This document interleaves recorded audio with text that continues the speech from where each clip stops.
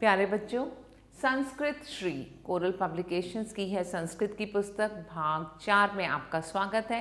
आइए प्रारंभ करते हैं अपना पाठ्यक्रम। आइए आज हम सीखेंगे पाठ नंबर 10 और पाठ का नाम है गुरु भक्तः एकलव्यः, ओबीडिएंट प्यूपिल एकलव्य। इस पाठ की प्रस्तावना है। इस पाठ में गुरु भक्त एकलव्य की गुरु भक्ति का वर्णन किया गया है और इस पाठ का उद्देश्य है हमें अपने लक्ष्य के प्रति एकाग्रता से कार्य पूरा करना चाहिए। तो पाठ प्रारंभ करते हैं। पुरा काले एकः बालकः आसीत्, पुराने काल में एक बालक था। तस्य नाम एकलव्यः आसीत्, उसका नाम एकलव्य था। सः एकः भीलस्य पुत्रः आसीत्, वह एक भील का पुत्र था। सः एकदा गुरु द्रोणाचार्यस्य समीपे गत्वा न्यवेदयत् गुरुदेव अस्मपि तव शिष्यः भवितुमः गच्छामि। उन्होंने एक बार गुरु द्रोणाचार्य के पास जाकर प्रार्थना की, गुरुदेव मैं आपका शिष्य बनना चाहता हूँ।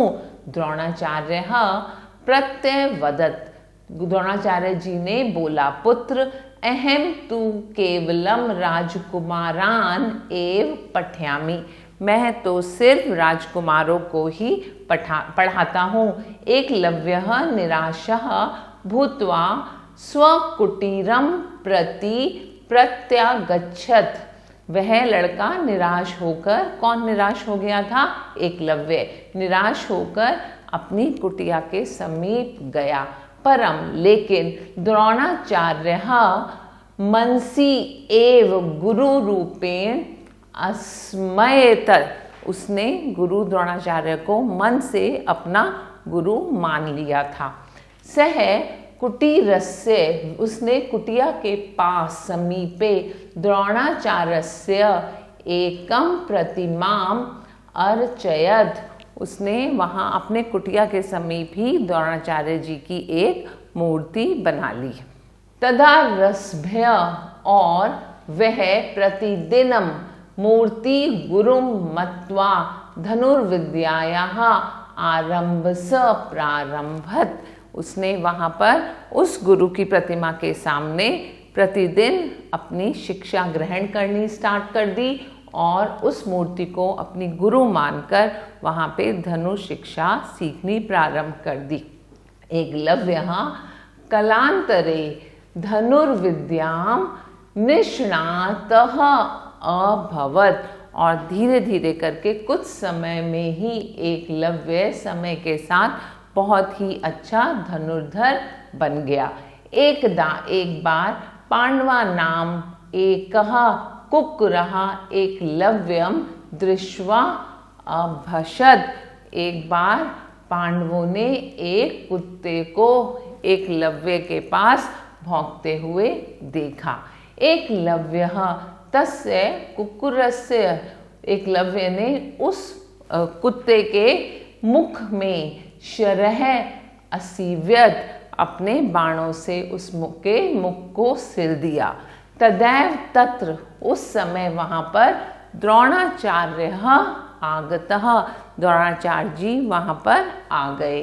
सह कुक्कुरम दृष्ट्वा, उन्होंने कुत्ते का मुंह सिला हुआ देखा।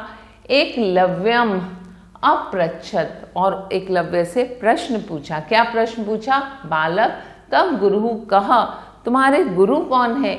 एकलव्यः प्रत्यवदत्, एकदम से एकलव्य ने उत्तर दिया, भवान एव मम गुरु, आप ही मेरे गुरु हैं। अहम भवतः मूर्तिम गुरुम मत्वा, मैं आपकी मूर्ति के सामने बैठकर धनुष बाण चलाना सीखता हूँ। धनुर्विद्या अभ्यासम कुरुवम, मैं इस मूर्ति के सामने बैठकर धनुर्विद्या का अभ्यास करता हूँ।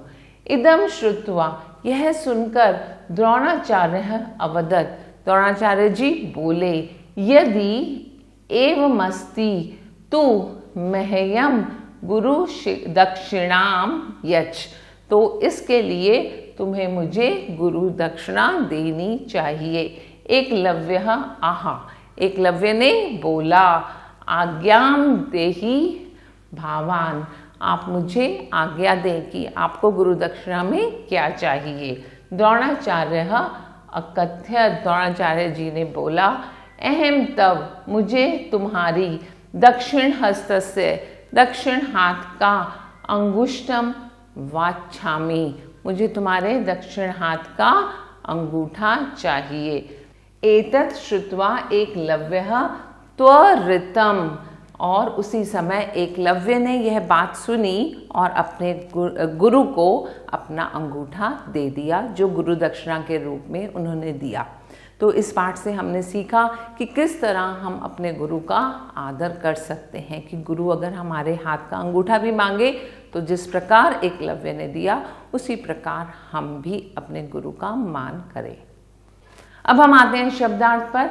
तस्य, उसका, अर्थात हिज, न्यवेद्यत, प्रार्थना की, रिक्वेस्टेड, अमन्यत, मान किया था, एक्सेप्टेड, प्रत्यागच्छत, लौट आया, रिटर्न, तदारभ्य, तब से लेकर, सिंस देन, मत्वा, मत्वा का अर्थ होता है मानकर, एक्सेप्टिंग, निष्णातः, कुशल, ट्रेन्ड, अपक्षत, भौंका, बाग्ड, शरहे, बाणों से, विद एरोज, असीव्यत, सी दिया, स्टिच्ड, महयम, महयम का मतलब होता है मुझे, टू मी, और यच का अर्थ होता है गिव, देना, त्वरित, तुरंत, एट वंस, अंगुष्ठम, अंगूठा, दैट इज थंब, वाच्छामी, चाहता हूँ, वांट, और अच्छुरत, कांटा, दैट इज टू कट।